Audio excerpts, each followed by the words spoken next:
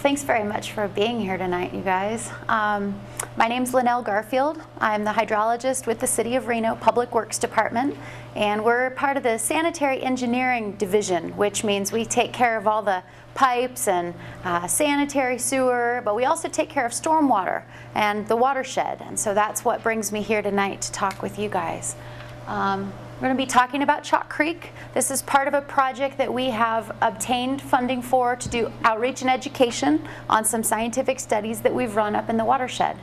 We need to give kudos to the TRUCKEE River Fund. They provided a great amount of research dollars as well as dollars for us to look at the feasibility of different types of treatment options for some of the issues we found out at Chalk Creek, as well as providing us outreach and education dollars. So the TRUCKEE River Fund and the City of Reno teamed together to bring you this presentation tonight. So we are going on the premise that your home is located in the Chalk Creek watershed.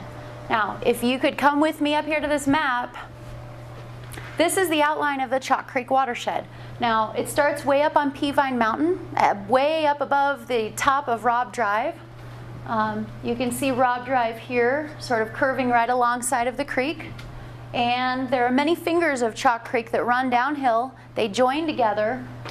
There's a major east and west tributary that come together and cross I-80 and eventually dump down into the Truckee River. So you can see McQueen High School right here. You can see some of the fields, the recreational open space areas, and there's the Billinghurst Middle School, and the golf course, the Northgate Golf Course is right over here on the west boundary.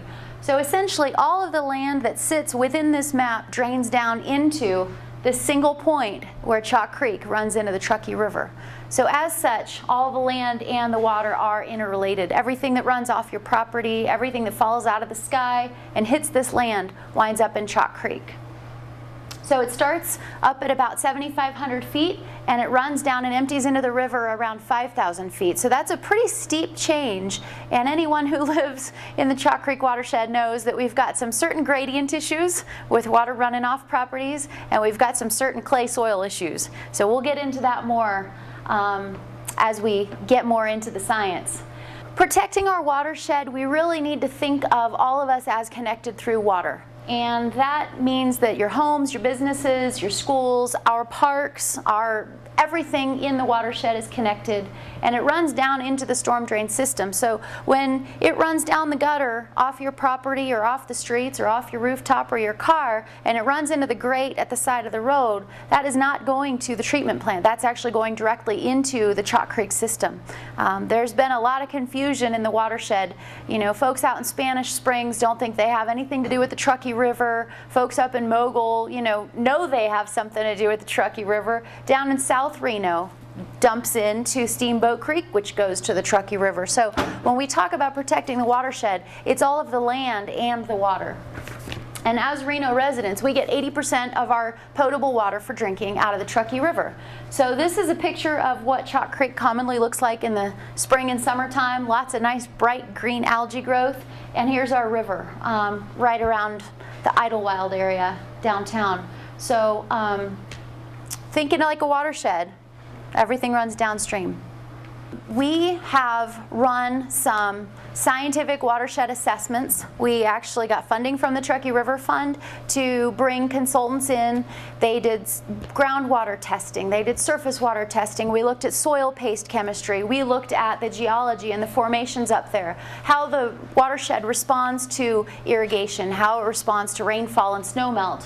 And what we've been finding more and more is that our Chalk Creek watershed is impaired.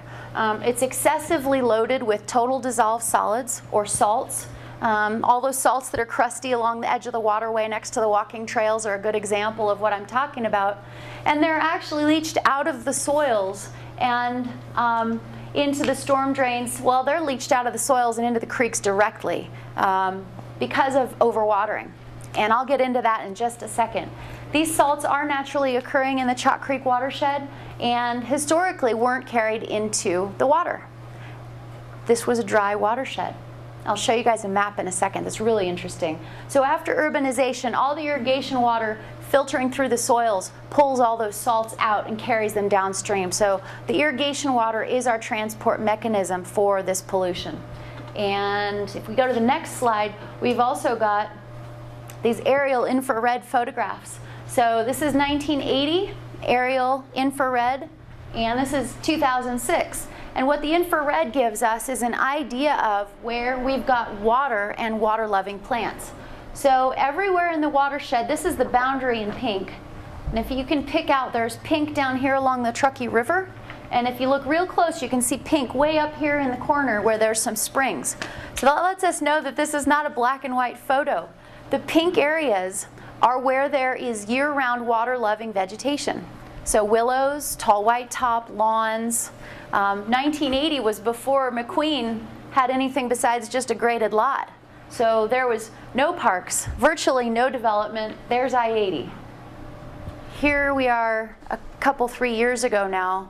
And in 2006, you can see all the lawns showing up in pink. You can see the golf courses showing up in pink.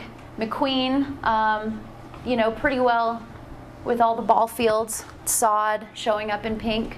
And you can actually pick out where the creek is running because of all the willow and tall white top, the cattails, and all the wetland vegetation that's growing out there right now.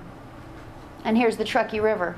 So pretty massive change in our watershed, and historically this is what it looked like. So we had this geologic formation, but we never had water carrying those salts into the Truckee River where we do today.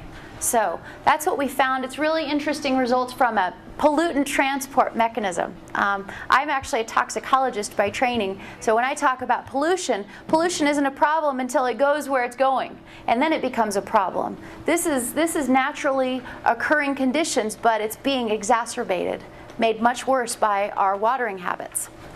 So if we look at the next slide, total dissolved solids gives our creek its salty appearance along the banks. It's bad for the drinking water. It fouls the membranes that are used to purify the drinking water for us. And it's bad for the watershed's wildlife that always had fresh water. And Pyramid Lake downstream, as the terminus lake for the Truckee River, receives all these salts. And we have a regulation on the Truckee River that says we cannot discharge more than X amount of total dissolved solids into the river on any given day. Chalk Creek is actually a pretty significant contributor. So we're looking at ways we can reduce that, that load to the Truckee River.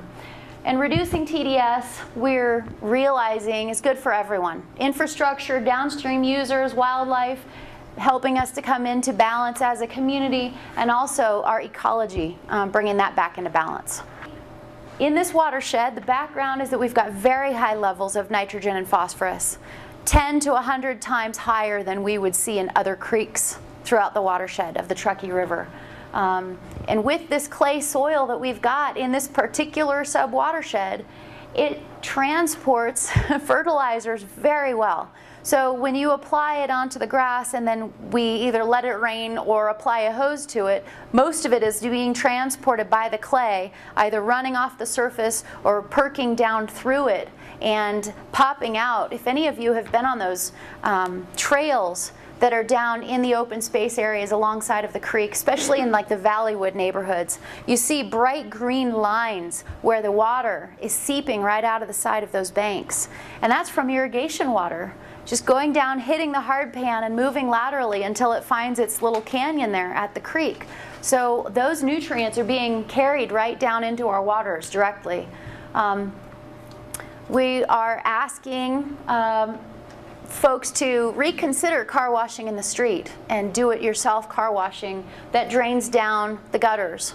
If you can keep it on your property, that's a better solution, but the car washing carries all the soaps, which contain nitrogen and phosphorus, into the creek directly. So that's actually applying the nitrogen and phosphorus straight into the nearest creek. Now, the car washes, commercial car washes, recycle and cleanse their water.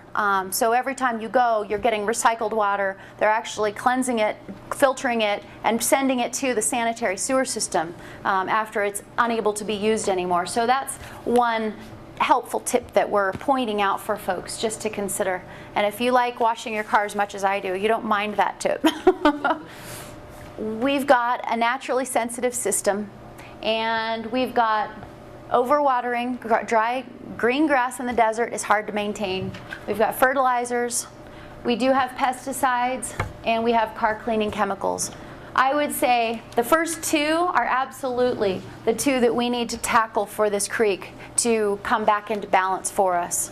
And if we go to the next slide, we are doing outreach and education to folks like you. We are monitoring the water quality in the creek and river. This is our sampling and monitoring station that we've got on the Chalk Bluff property that's way downstream from where your homes and businesses are. This is right above 4th Street on the Tumwa property there at Chalk Bluff. And we've been keeping a probe in the water and collecting continuous basic water quality measurements for the last 2+ years. So this is sort of what we've based our studies on and what told us that we really need to dig in further and find out where this pollution and these conditions are coming from. So that's one of our cohorts actually from City of Sparks taking measurements, and this is a weir that we can monitor the discharge at, and we've been taking grab samples and looking at TDS, nitrogen, and phosphorus very regularly, weekly for 2 full years to see what the levels do year-round. So this system now discharges 1/2 of a cubic foot per second, 1/2 of a CFS.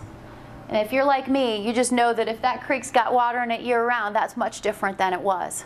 So we're researching methods to remove chemicals from the creek. We actually brought in a technical water treatment firm that looked at very technologically advanced ways of removing the TDS, nitrogen, and phosphorus. And what we came up with was, if you've got all the money in the world to throw at it and you've got 100 acres for a big system to treat all of that salt with, you can do it. But just to share with you the magnitude of the salt coming down that creek each day, if we divided this conference room into thirds, you would have 1/3 of this conference room filled every single day with the amount of salt coming down that creek. So that's, you know, you can talk about drying beds, you can talk about all these things, but the volume of waste that we would have is just too huge to be feasible. So on that note, we're promoting native plants to avoid overwatering and fertilization. Native plants don't need to be fertilized, and they can run on a drip system. And drip systems take your turf lawn from gallons per minute to gallons per hour, and that's really the message that we're trying to get across. If we can each reduce our water use, you know, just anywhere possible. Doesn't mean you need to tear everything out and start over again. Tiny little steps can make a big difference. The one feasible solution that we came up with is installing a pilot level wetland.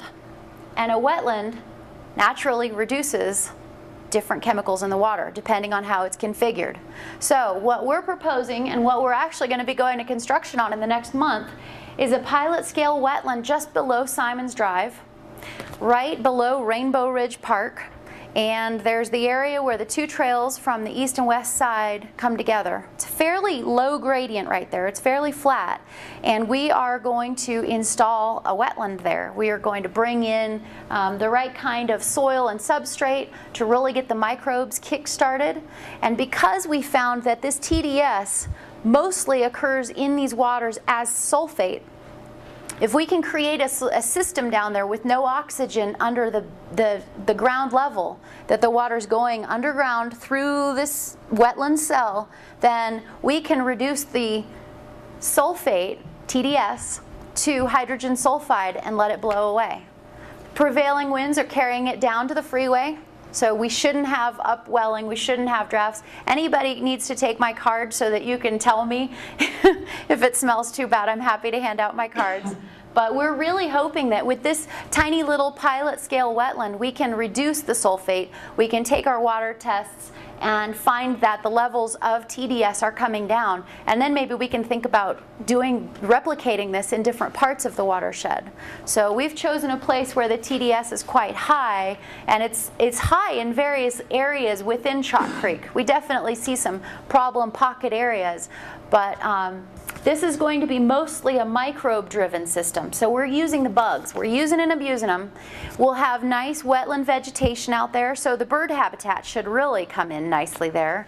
But the wetland vegetation takes up nitrogen and phosphorus. It doesn't do a thing for the salts. And what we found, which is even more problematic for our little sub-watershed, is that all that nice cattails and willow that's out there is taking up the nitrogen and phosphorus and some of the water, but it's concentrating the salts. It's leaving them behind. So it's a very complicated system, and we're really hoping to get some good results to know if this type of solution can have bigger results for us in the future if we start putting in bubble projects, pocket projects in different areas. I'm here tonight asking you if you could help, if you could consider not overwatering, not letting the irrigation waters run into storm drains off your property. Different things we're suggesting is that maybe your timer for your irrigation system gets shrunk a little bit each time you water, so fewer minutes for each watering, but more frequently. So maybe instead of 1 watering a day, twice a week, there's 2 waterings a day, 3 days a week, but shorter amounts of time each time. What we're finding is 5, 6, 7 minutes into your watering system, we start seeing the clay shedding the water off onto the sidewalk and the gutter. And that's what we're really trying to put an end to by having cooperation throughout the watershed. There's drip irrigation that can be used, soaker hoses, micro spray systems, and if you're going to wash your car, use a nozzle. It's really easy. Let it go when you're not using it, you know, do your thing, and use a bucket. A bucket with soap in it uses a lot less soap and contributes much less pollution than just soap on the sponge and soaping up the sponge every time you touch the car. Be careful with fertilizers. Choose to not fertilize before a rain event because we don't know how big our rain events are going to be. We don't know how much of the fertilizer is actually going to stay in your lawn. So if you fertilize, use a little bit of water afterwards, but make sure that doesn't run off your lawn. And consider bringing your lawn in from the sidewalk a little bit and having a buffer zone around the outside. That'll reduce your water use. You can convert those areas right along the sidewalk to drip irrigation, and then any overspray from the turf will land on your mulched area instead of on the sidewalk, where it's going to just go straight down into the creek. Basic stormwater message that I always like to tell people about: think about storing all your chemicals, pesticides, fertilizers, gasoline for the lawnmower, everything in a covered area to prevent rain contact and runoff. And consider non-toxic alternative pest control options. Integrated pest management is kind of the buzzword these days, and that means using a healthy biological system to keep things in balance instead of a spray. And that just helps everybody. Considering these are our drinking waters, your yard is the source of our drinking water, so we want to keep it as low chemical use as possible. And I'm working with our city parks to consider recovering some of the turf area and turning it back to native vegetation where it's not being used by kids with, you know, balls and frisbees and kites, just so that we can reduce our chemical use as a city. And spread the word to your neighbors. You know, talk about it. If you've got a homeowners association or you've got a CCNR that you'd like to have me come talk to, I'm happy to make more visits out to the subwatershed. I think that thinking as a community, you know, it's going to take a village to recover this watershed, and if we can work together and each one of us do the little tiny things that we can, it's going to make a big difference. I've got some resources for you. I think we show those on the next slide. We've got a few handouts up here. We've got tips for restoring the watershed and saying no to urban slobber. Urban slobber is a term that the EPA coined a few years ago, and that just means gutter flow in the dry season. You know, it hasn't been a cloud burst in the last 24 hours, but the gutter's full of water. That's urban slobber. And it typically carries lots of gunk with it. Chemicals, fertilizers, petroleums, because it's not being diluted very well. So on the back side of that is a resources page, and there's lots of great information online. The TUMWA, the Truckee Meadows Water Authority, has an online landscaping guide, and Nisi is here tonight to answer any questions if anyone wants to talk about landscaping, reducing water use, irrigation timers, anything like that. They've got great tips for water efficient practices.